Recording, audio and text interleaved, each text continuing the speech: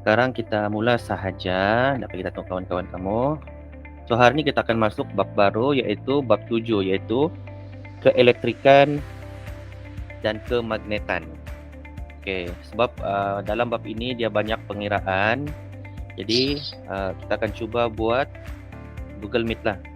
Dan cikgu target, kita punya sasaran, kita akan buat Google Meet ni bukan dalam tempoh yang lama, bukan sampai 2 jam. Seboleh-bolehnya paling lama kita akan buat 1 jam, kita akan buatlah. Tapi hari ini sebagai pengenalan sahaja.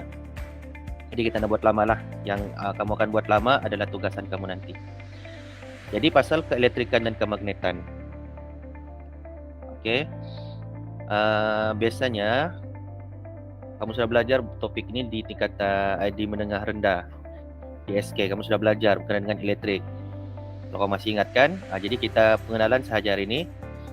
Apa tu?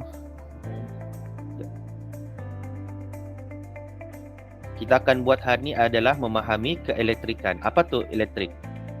Dan macam mana elektrik boleh terbentuk? Okey. Inilah satu fakta sains. Kalau kamu masih ingat, ada satu namanya belut elektrik. Yang mana belut elektrik ni dia menghasilkan elektrik daripada dia punya badan sendiri. Okay, nanti kita akan tengok macam mana dia hasilkan. Okey. Okey, keelektrikan. Kalau macam cikgu bagi tahu tadi, elektrik tu kita sudah belajar di sekolah rendah, cuma sekolah menengah kita refresh balik. Kita ingat balik apa yang sudah kamu belajar waktu waktu di darjah. Okey. Tenaga. Ingat, apa tu tenaga? Tenaga ialah bermaksud keupayaan untuk melakukan kerja. Itu dia punya maksud. Kalau ditanya apa tenaga? Tenaga ialah keupayaan untuk melakukan kerja. Ini.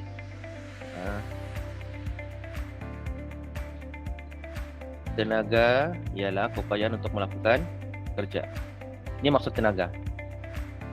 Okey, jadi kalau misal kata, kalau kamu cakap saya tiada tenaga mau buat kerja, maksudnya kamu tiada keupayaan mau buat kerja. Mungkin salah satu sebab, mungkin nomor satu kamu penat, kamu lapar. Ini semua benda-benda yang boleh menyebabkan kamu tidak bertenaga, tiada keupayaan untuk bekerja.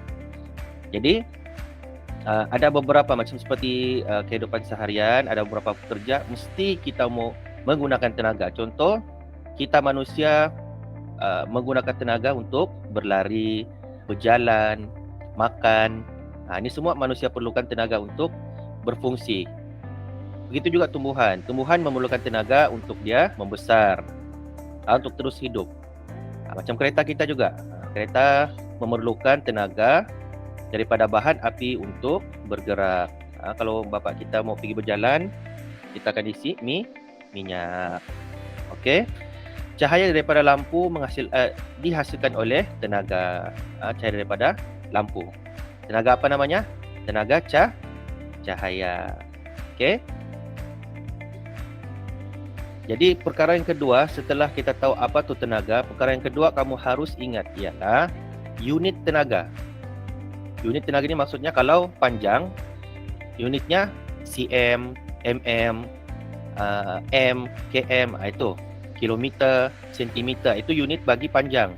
Kalau unit bagi berat, kg, kilogram, gram, itu. Dan tenaga juga dia ada unit sendiri, iaitu tenaga dalam unit joule. Joule, sebutannya joule. Dia punya unit ialah J. Boleh? Ya, lupa cikgu bagi tahu. Sekiranya kamu ada mau tanya, kamu boleh tanya, buka mic kamu. Tapi kalau kamu malu malu-malu mendengar suara kamu boleh type soalan kamu di ruangan chat kalau ada. Boleh? Okey, cikgu teruskan. Kata, tenaga ialah keupayaan untuk melakukan kerja. Unit bagi tenaga ialah joule. Ingat, sebab selepas daripada ini tingkatan 3 kita akan jumpa lagi ni joule ni. Tingkatan 4 kita akan jumpa. Tingkatan 5 kamu akan jumpa. Jadi ingat, unit bagi tenaga ialah joule. Joule. Dia punya unit huruf besar, bukan huruf kecil. Okey. Jadi tenaga kita sudah belajar. Tenaga tu adalah keupayaan untuk melakukan kerja. dan unit bagi tenaga ialah joule. Dua benda kita sudah belajar sekarang. Yang kedua, pelbagai bentuk tenaga. Ini kamu sudah belajar SK juga nih, cuma kita akan tambahlah sikit. Di tingkatan ni sekolah menengah kita tambah sikit. Ini adalah contoh-contoh bentuk tenaga. Satu lagi tenaga bunyi. Kalau kita dapat mendengar dan dikenali sebagai tenaga bunyi. Tenaga kinetik. Tenaga kinetik ni adalah tenaga yang bergerak. Apa-apa benda yang bergerak, dia ada tenaga kinetik. Sebagai contoh, kamu tendang bola, bola tu bergerak menuju ke tiang gol. Pergerakan bola tu bergerak, dia ada mempunyai tenaga kinetik. Tenaga elektrik, tenaga yang setiap hari kita gunakan. Cuma di Ulu Sapi ni kesianlah, bila tenaga elektrik tiada juga lain kamu. Tidak apalah. Belajar betul-betul, kasih maju Ulu Sapi. Okey, seterusnya tenaga keupayaan graviti. Ini tenaga keupayaan graviti maksudnya tenaga graviti lah. Apa-apa benda yang kita umban atau kita lempar ke atas, satu masa nanti dia akan jatuh ke bawah juga. Itu sebab ada tarikan graviti. Kemudian tenaga keupayaan elastik. Maksudnya apa? Tenaga bila suatu benda kita regang, dia akan kembali ke bentuk asal. Macam getah, kan? Getah sayur tu. Kalau kamu tarik dia, kalau kamu lepas, dia akan kembali ke bentuk asal. Itu maksudnya tenaga elastik. Tenaga elastik. Macam juga spring. Bila kamu tarik panjang-panjang, kamu lepas, dia akan balik ke bentuk asal. Itu tenaga elastik. Kemudian tenaga cahaya ni kita tahulah daripada lampu, matahari, tenaga cahaya. Kemudian tenaga nuklear. Tenaga nuklear ni datang daripada reaktor nuklear. Kalau Malaysia kita tiada ni. Tapi kalau di negara-negara macam contoh Jepun, dia ada tenaga nuklear. Dan dia sangat mesra alam lah. Cuma dia punya kesan, dia punya bahaya tu besar.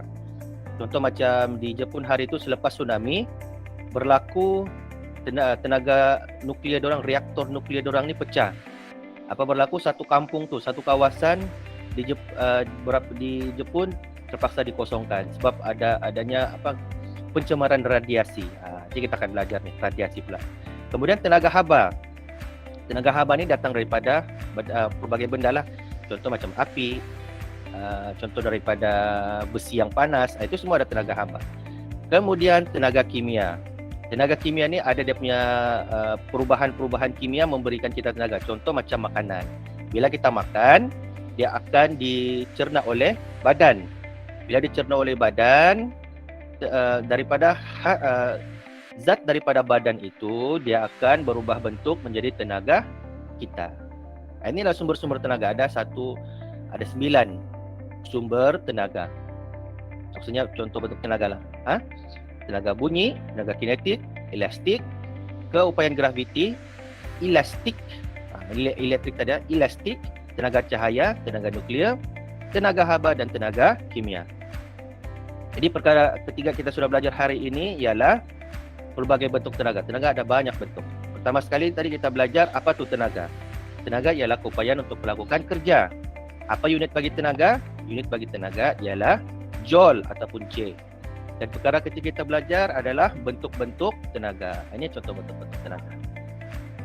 Okey. Seterusnya. Tadi kita sudah belajar bentuknya, bentuk-bentuk tenaga. Sekarang kita belajar pula mengenai dia punya sumber. Dari mana tenaga ini datang? So, dia ada lebih kurang ni lah. Kita tunjuk.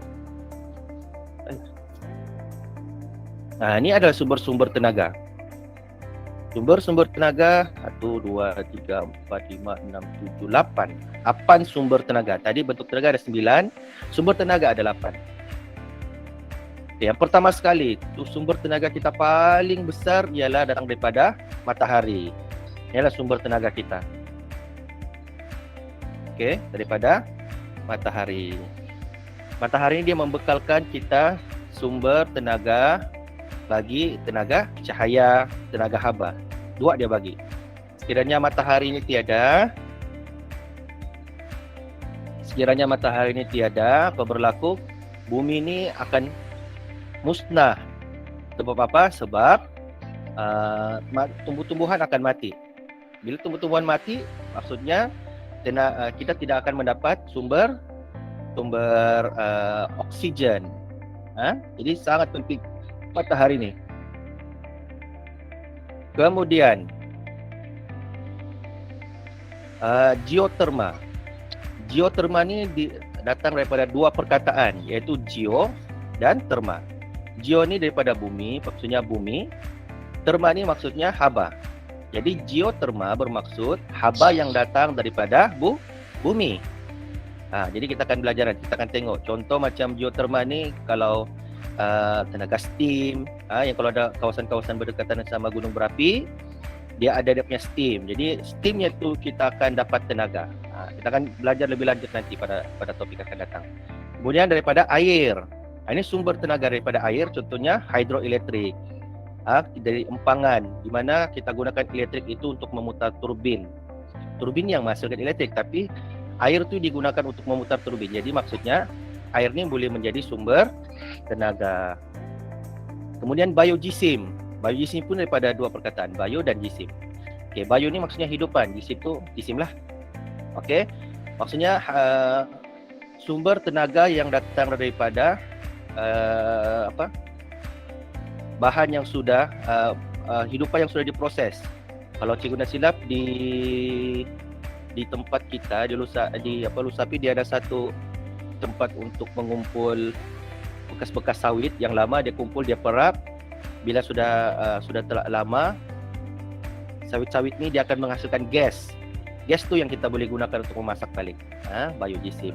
Kemudian bahan api fosil. Bahan api fosil ni contohnya macam minyak kereta. Itu bahan api fosil. Kemudian bahan radioaktif. Bahan radioaktif pun boleh menjadi sumber tenaga kita. Macam cikgu bagi tahu tadi, di Jepun dia gunakan bahan radioaktif untuk menghasilkan tenaga. Kemudian ombak. Ombak dia boleh menghasilkan tenaga. Sama juga konsepnya macam air, cuma air ni dia menghala satu hala lah, kan? Kalau ombak dia boleh dua hala tu, dia akan berhanyut. Jadi pergerakan untuk menggerakkan turbin tu dia akan menghasilkan tenaga. Kemudian angin. Angin biasalah kita dapat lihat di negara-negara yang kuat berangin ataupun berangin laju, kita boleh menghasilkan elektrik. Contoh macam kincir angin. Kalau Malaysia tidak sesuai kita guna kincir angin ni. Salah satu sebab ialah kita punya kekuatan angin tidak laju. Jadi apa berlaku? Kita bina mahal-mahal tapi dia tidak dapat menghasilkan elektrik yang banyak. Okey. Inilah sumber-sumber tenaga. Jadi kita sudah belajar lebih kurang 4 perkara. Pertama, apa tu tenaga? Tenaga ialah keupayaan untuk melakukan kerja. Apa dia punya unit? Unitnya ialah joule ataupun J. Apa contoh tenaga? Tenaga bunyi, tenaga haba, tenaga elektrik. Itu semua tenaga, contoh-contoh. Kemudian kita belajar pula apa dia punya sumber-sumber tenaga. Jadi sumber-sumber tenaga daripada matahari, geoterma, air, biojisim, bahan api fosil, bahan radioaktif, ombak dan angin. Ini dia punya sumber tenaganya. Okey.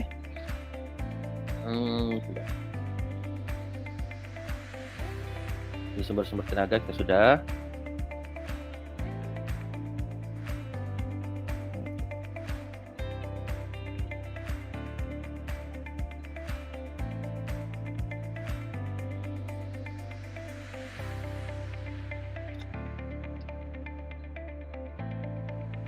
Okey, seterusnya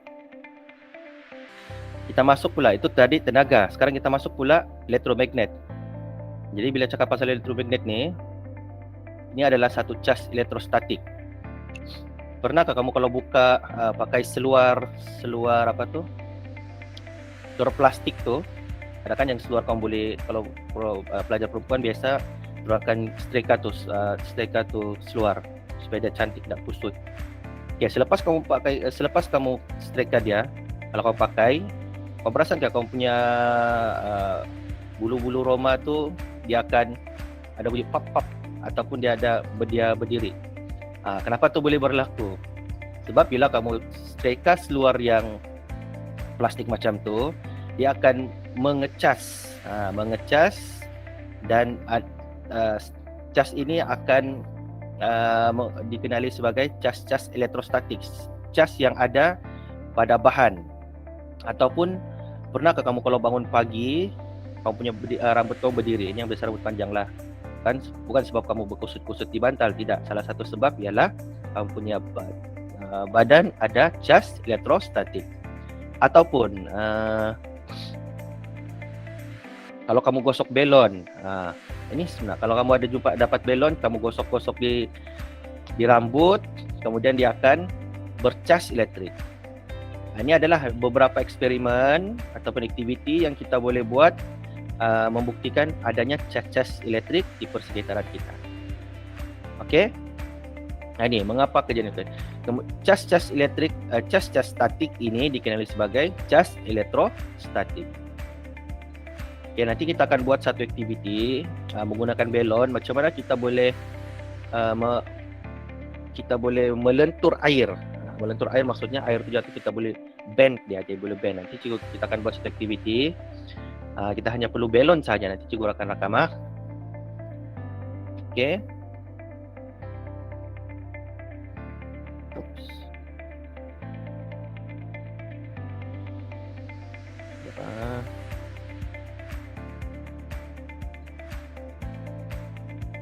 Okey. Kita akan belajar pula sekarang macam mana cas-cas elektrik boleh terhasil. Okey, cas-cas elektrik ni dia ada dua saja dia punya konsep. Yang paling asas, pertama sekali kamu kena ingat cas ada dua, iaitu cas positif dan juga cas negatif. Bila cas-cas yang sama, maksudnya daripada positif dan positif, bila cas-cas ini berdekat, apa yang berlaku ialah dia akan saling menolak. Macam magnet kan, kalau kutub utara sama kutub utara kita kasih berdekat, dia akan saling menolak. Sama juga macam cas. Bila positif kita dekatkan sama positif, dia akan bertolak. Bila negatif berdekat sama negatif, dia akan bertolak. Tapi bila kita kasih dekat positif sama negatif, cas-cas yang berlainan jenis ini akan saling menarik. Okey. Okey, kita tengok sini. Daya tarikan dan daya tolakan antara cas elektrik yang ditentukan darjah 7.2 inilah dikenali sebagai daya elektrostatik. Ini maksudnya daya elektrostatik. Penolakan sama cas sama penarikan berlainan cas ni dikenali sebagai daya elektrostatik. Okey, apabila dua bahan yang berlainan jenis digosok bersama, hanya elektron yang dipindahkan daripada satu bahan ke bahan yang lain, manakala proton tidak bergerak. Ini lagi penting, ingat yang bergerak di dalam cas hanya satu cas sahaja yang bergerak. Elektrik ni cas negatif ataupun dikenali sebagai elektron. Elektron sahaja bergerak. Ingat elektron sahaja bergerak, iaitu cas negatif. Sebab nanti tingkatan 3 kita akan jumpa lagi balik benda ni, tingkatan 4 ada lagi, tingkatan 5 ada lagi.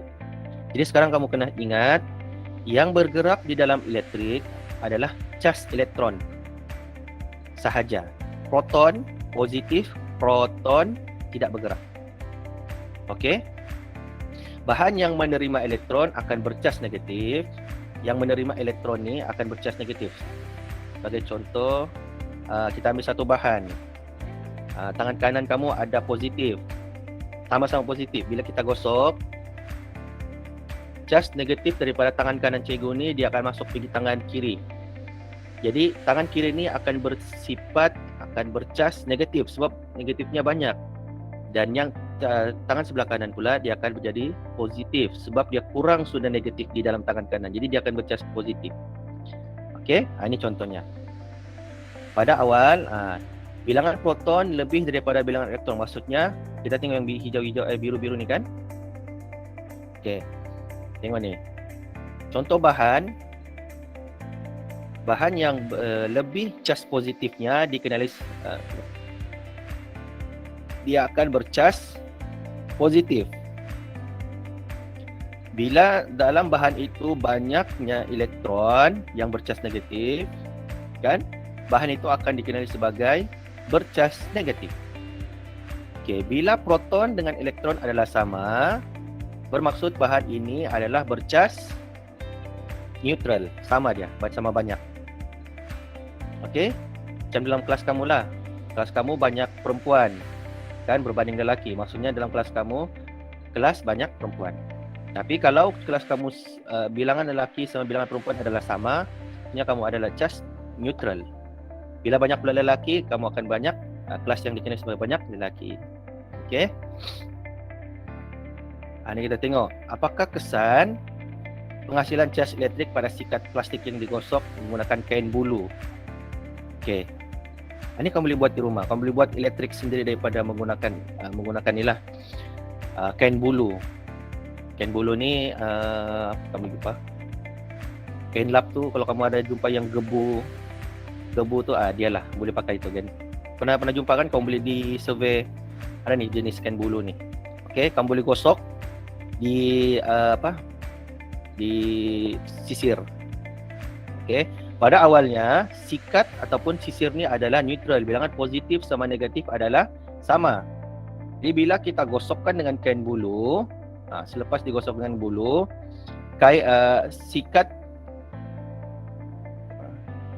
selepas kamu gosokkan dengan kain bulu, ini menyebabkan membolehkan sikat menarik lapisan kertas yang bercas neutral kerana wujudnya daya tarikan antara cas positif pada kertas dan cas negatif pada sikat. Maksudnya bila kita sikat dengan kain bulu, dia akan menjadi lebih positif, lebih negatif. Kita tengok 1, 2, 3, 4, 5, 6, 7 1, 2, 3, 4, 5, 6, 7, 8, 9, 10. Ya, dia akan bercas negatif. Bila sudah dia bercas negatif ini masih ingat juga begitu tadi kan? Kalau sama dia punya cas, dia akan menolak. Tapi kalau dia berlainan cas, dia akan menarik. Sama juga macam sikat ni. Sekarang dia bercas negatif. Dan kertas-kertas ni pula dia bercas positif, neutral lah. Jadi kertas ini dia akan tertarik kepada sikat sebab cas negatif di sikat, di sisir tu. Kalau ini pula dia neutral lah, sama banyak, positif sama negatifnya sama banyak. Jadi kamu boleh cuba di rumah, kamu boleh gosok kamu punya kain bulu sama sikat. Atau kamu kalau ada balon di rumah, kamu gosok di rambut, gosok dalam 1 minit macam tu gosok. Kemudian kamu cuba tarik kertas menggunakan balon tu, boleh. Okey, kalau di kelas biasanya cikgu buat benda ni. Cuma sebab kita bukan di kelas, kamu boleh buat sendiri di rumah. Kalau ada masalah kamu boleh tanya cikgu, ataupun lepas ni cikgu akan post dalam grup dia punya aktiviti. Okey. Setakat ni ada soalan?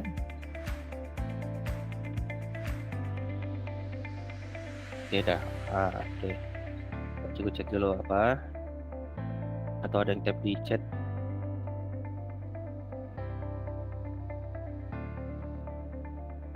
Tidak tap di chat. Tunggu tiada. Okey. Kalau soalan kamu boleh tap di chat sahaja. Soalan.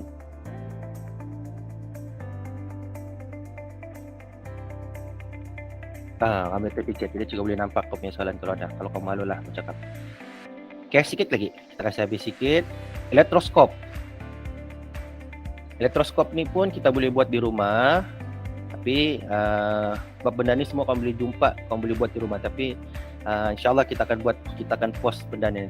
Kita akan cuba buat nantilah elektroskop. Okey, elektroskop tu apa? Elektroskop tu ialah sebuah alat yang digunakan untuk mengesan kewujudan cas elektrik pada satu objek.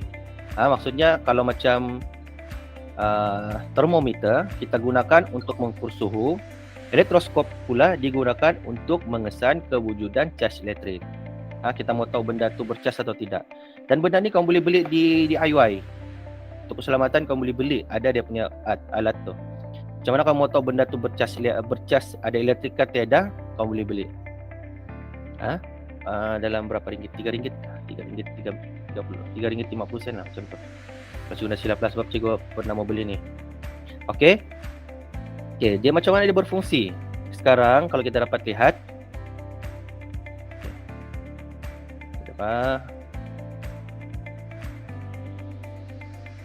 Okey, dia ada satu keranjang emas ni nah.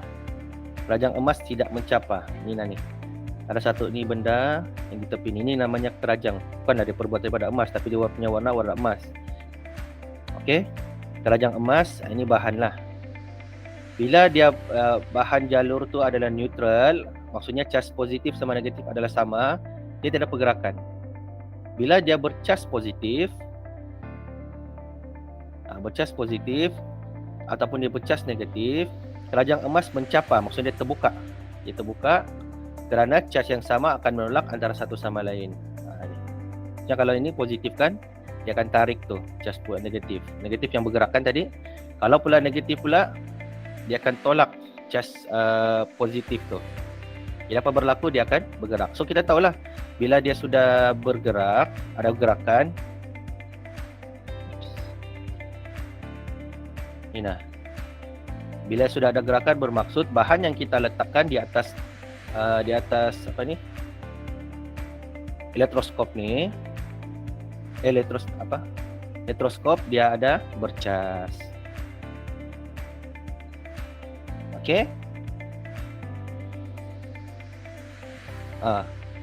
Ada soalan, Aeroson, kat tangan dia. Tu testing saja tu. Ada soalan?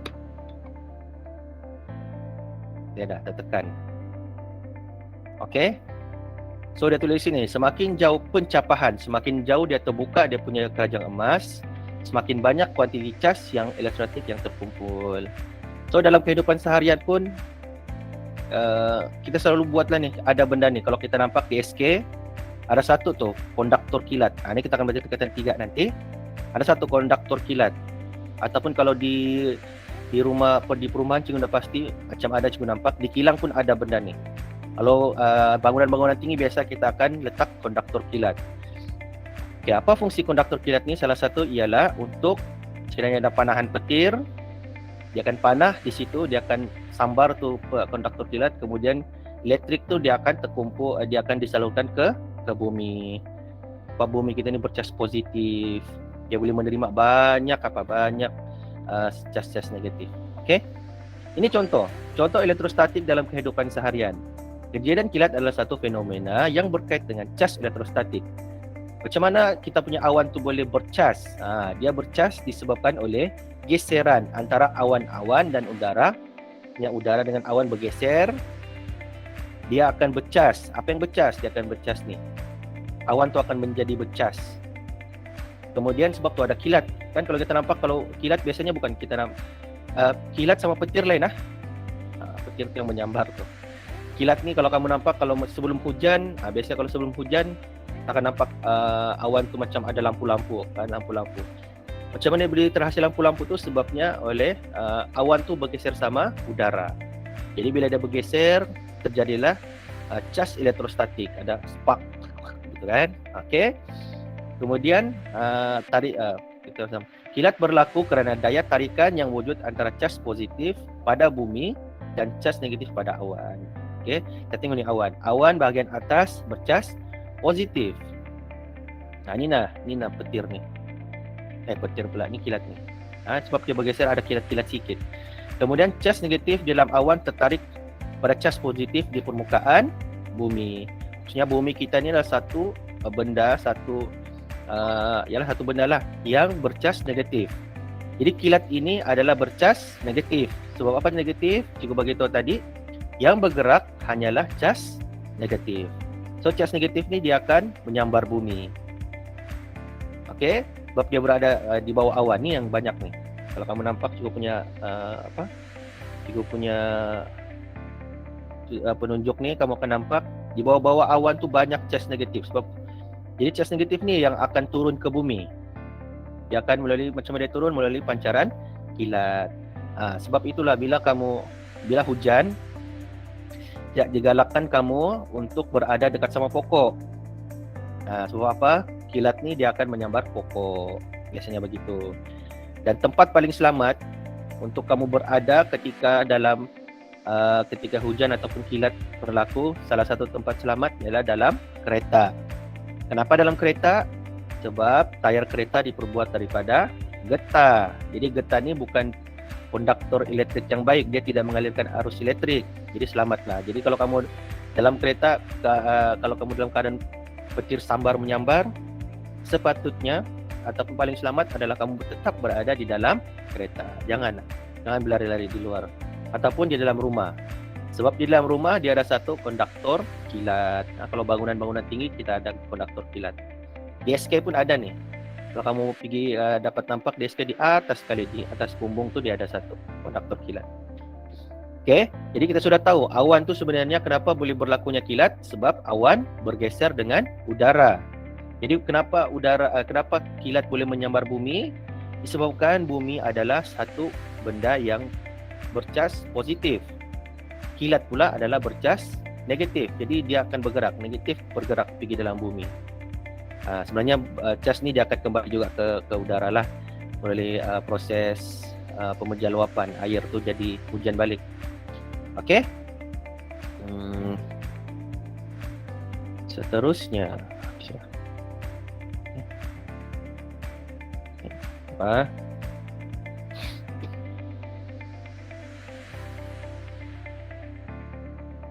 Okey, sikit lagi. Ini adalah penjana Van de Graaff. Kalau kamu nampak di filem-filem sains, dia ada satu kalau apa tu Mr. Bean. Kalau kamu nampak Mr. Bean kan, ada satu yang dia pegang penjana Van de Graaff ni, dia punya rambut budak tu berdiri. Kenapa dia boleh berdiri? Disebabkan oleh Van de Graaff ni dihasilkan cas elektrostatik ke badan kita.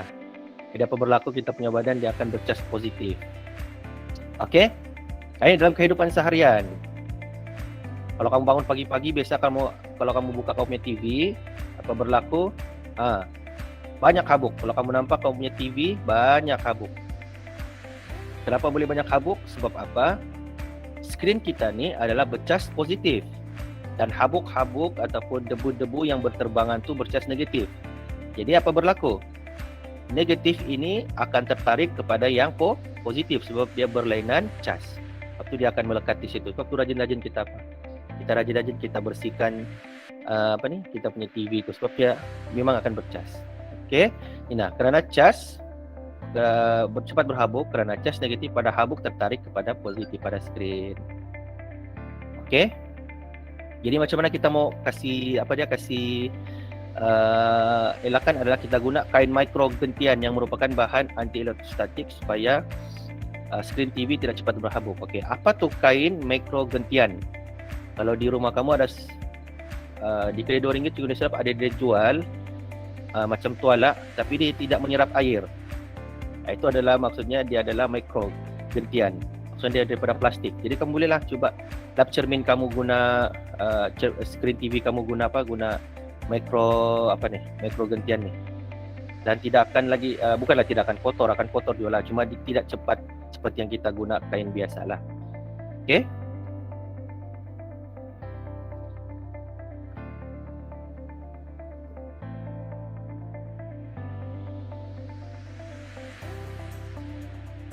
Okay, arus elektrik kita akan masuk pada topik yang akan datang.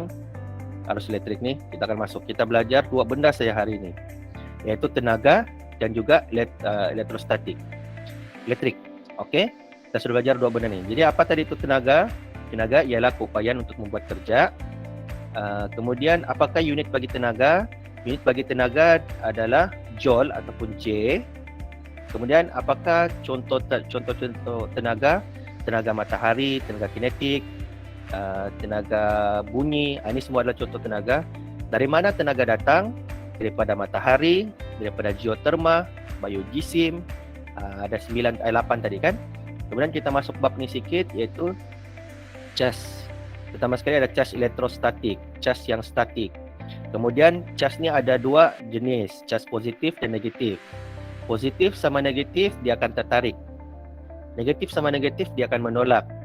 Positif sama positif dia akan menolak. Jadi satu saya tertarik. Jadi yang bergerak dalam cas ialah cas elektron, iaitu yang negatif. Manakala cas positif, proton tidak bergerak. Okey, kemudian ini contoh elektroskop. Elektroskop ni kita ada satu alat untuk mengesan kewujudan cas elektrik. Kita mau tahu benda tu bercas atau tidak, ada satu alat namanya elektroskop. Kemudian dalam kehidupan seharian, macam mana cas elektrostatik ni? Macam mana kita boleh nampak dalam kehidupan seharian?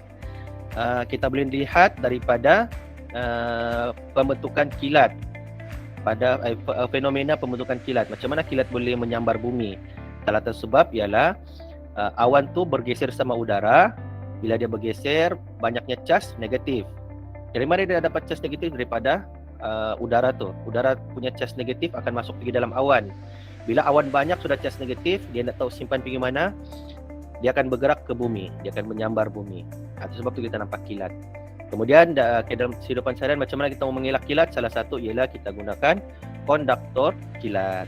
Untuk apa? Bila kilat menyambar, dia akan sambar tiang konduktor ni, dia akan salurkan ke bumi. Okey, ini pula penyelesaian masalah melibatkan elektrostatik. Okey. Cikgu akan terangkan sampai sini sahaja. Pada kelas akan datang kita akan sambung lagi berkenaan dengan elektrik pula. So, cikgu mau tanya, ada soalan, ada yang kamu tak faham, ataupun ada yang cikgu terlepas apa? Terlepas yang kamu nak faham je lah, ataupun kamu fikir terlampau cepat ke cikgu apa terang? Ya dah, okey. Dapat. Sebelum kamu keluar, sebelum kamu keluar, sebelum kamu update kehadiran. Macam mana tu cikgu kalau masa kita gosok-gosok tiba-tiba meletup? Apa yang kamu gosok tiba-tiba meletup? Gosok baju ndak bila kamu gosok baju kah ataupun benda-benda tertentu bila kamu gosok dia tidak terus meletup lah, kecuali bahan tu bahan tu bahan mudah terbakar, cepat meletup lah. Okey, cikgu ada post satu kehadiran, link kehadiran kamu boleh klik sekarang untuk kamu isi kehadiran hari ini. Itu oh tu belum. Ndak, janganlah ambil belon yang murahan. Ada kan yang satu kali sama apa tu? Satu kali sama keropoknya tu kan? Ataupun kamu jangan tiup besar-besar, tiup kecil-kecil pun boleh. Tak meletup lah, lain lah kalau kamu gosok di rambut lelaki yang pakai pomade, memang dia akan meletup lah. Carilah rambut yang panjang, rambut perempuan, akan meletup. Kamu boleh coba. Lepas tu sudah kamu gosok-gosok, kamu kasih dekat sama kertas. Bukan kertas besar kertas cebisan-cebisan kecil tu, kamu potong dia, kamu letak di atas meja, kamu kasih dekat tu belon, dia akan melekat tu. Okey. So cikgu ada post satu link kehadiran dalam grup. Sambil itu cikgu mau kamu buat ada satu aktiviti. Aktiviti lah, persoalan. Soalan kamu kena jawab. Sikit saja menggunakan kamu punya buku teks.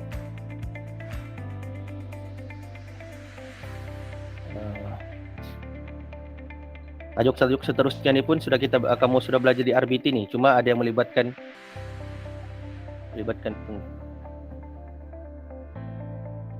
pengiraan. Apa?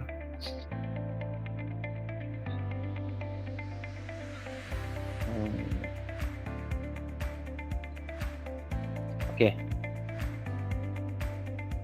Okey, kalau kamu buka kamu punya buku teks. Okey, buat aktiviti 7.1. Iaitu membincangkan tenaga arahan. Jalankan aktiviti secara sebabkan kamu masing-masing buatkan aktiviti ini secara individu sahaja. Tuliskan apakah kepentingan tenaga dalam kehidupan seharian. Bagi tahu apa kepentingannya. Kenapa dalam kehidupan seharian penting ni tenaga. Tak kira lah tenaga elektrik kah, tenaga cahaya kah, tenaga haba kah. Dan juga tidak kira kehidupan ni apa, manusia kah, tumbuhan kah, haiwan kah. Kenapa dia penting?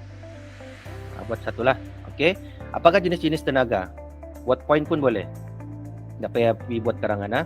Jenis-jenis tenaga ialah apa? Kemudian apa sumber-sumber tenaga? Cikgu sudah bagi tahu tadi. Okey, yang ketiga. Itu sajalah. Buat bincang di benda ni saja. Soalan nombor 2 ni.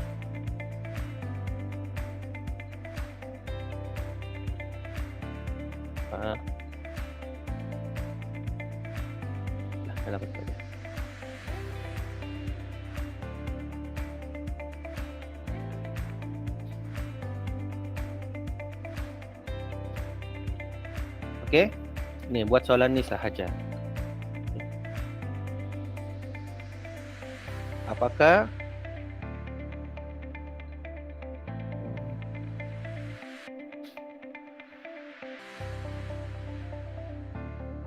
Okey.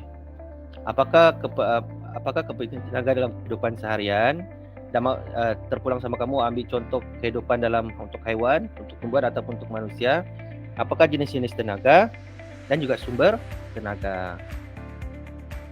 Okey. Sudah dekat jam 11, jam 12 sudah. Kita dah lagi belajar sampai jam 12.30 kan. Jadi kita gunakan setengah jam ini untuk kamu buat latihan ini. Kemudian kamu ambil, kamu tulis, sama ada kamu tulis di kertas, kamu ambil gambar, hantar dalam grup macam biasa, ataupun kamu type di message di grup, message WhatsApp, kamu boleh jawab terus di situ. Okey, kepentingan tenaga ialah tulis nama lah, maksudnya nama, kelas, soalan 1, kepentingan tenaga dalam kehidupan seharian ialah tulis. Lepas tu jenis-jenis tenaga ialah tulis. Sumber-sumber tenaga ialah tulis. Pun boleh begitu je kalau kamu nak mau tulis di dalam kertas. Tapi kalau mau tulis dalam kertas tidak masalah. Pastikan kamu tulis kamu punya nama. Okey? So, ada soalan lagi?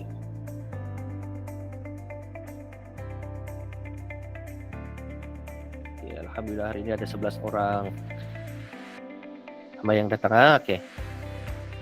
Kelas seterusnya pun kita akan cuba buat macam ni sebab dalam bab 7 dan ke atas ni banyak sudah pengiraan. Jadi cikgu akan tunjukkanlah cara kamu apa pengira. Okey. Sudah jam 12. Kalau tiada lagi soalan, cikgu rasa kita akan berhenti sampai sini sahaja. Dan kerja ini hantar hari ini sebelum jam 6. Okey kelas, boleh? Okey, kita akan berhenti sampai sini. Kalau kamu Boleh leave, juga. boleh. Okey. Terus dah leave. Jumpa lagi nanti. Bye.